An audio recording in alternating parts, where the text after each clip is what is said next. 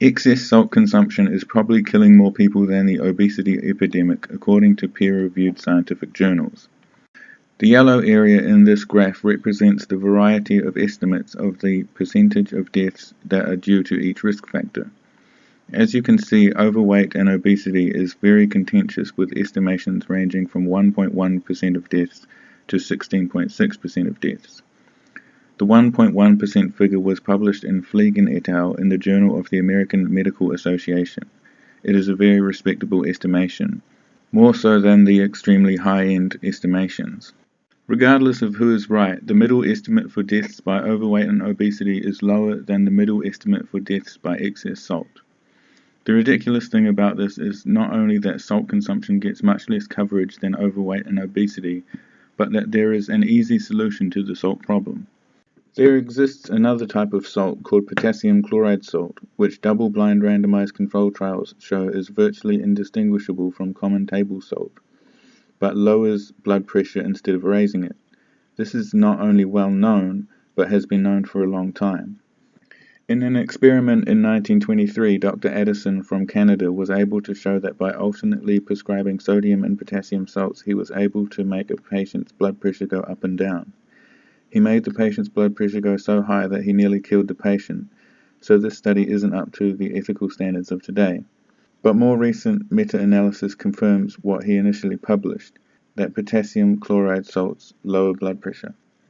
Dr. Addison noted that 0.1% of Bulgarians live to 100, whereas 1 in 1/10,000% of Britons live to the same age. He speculated that this was due to the difference of potassium in the diet. Potassium chloride is traded on the stock market and is currently trading at $218 per metric ton, or 22 cents per kg. So it's a very cheap resource. Why then is potassium chloride not widely used and available? One cynical reason is that potassium chloride cannot be patented, and therefore drug companies cannot make a large amount of money off of it, even though it has been prescribed as a blood pressure lowering medication in the past. Another reason, noted by Dr. Addison, even in his day, is that there is a curious fear of potassium salt. Potassium chloride may be considered dangerous and associated with death. I am going to show that this association is not fair when compared with table salt. It is true that potassium chloride can be used intravenously in euthanasia cases, and that occasionally a nurse will accidentally give a high concentration of intravenous potassium chloride and kill a patient. But this does not mean that potassium chloride is more dangerous than normal salt. We only think of common salt as being safe because we are used to it. Even nearly 100 years ago, it was written that no danger arises in man unless given intravenously. Searching the literature, I was able to find 2 examples of people who tried to commit suicide by consuming potassium chloride in the Journal of Toxicology. One was in a critical condition after consuming the equivalent of 15 teaspoons of potassium chloride salt, but did not die or maintain sustained damage. I was, however, able to find a documented example of someone who died from drinking about a liter of soy sauce, which has high salt content, and a 19-year-old who almost died from drinking a quart of soy sauce in a hazing ritual. Hypernatremia, or high sodium levels, is the same as extreme thirst, so having the salt in the form of soy sauce, which is mostly water, will reduce the toxicity.